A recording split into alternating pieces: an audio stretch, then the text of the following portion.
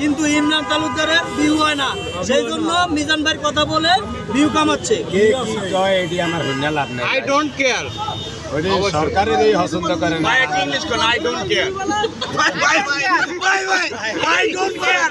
BD Imran কোন I don't care BD Imran ভাই একটা English dialogue I don't care. BD Imran বুয়া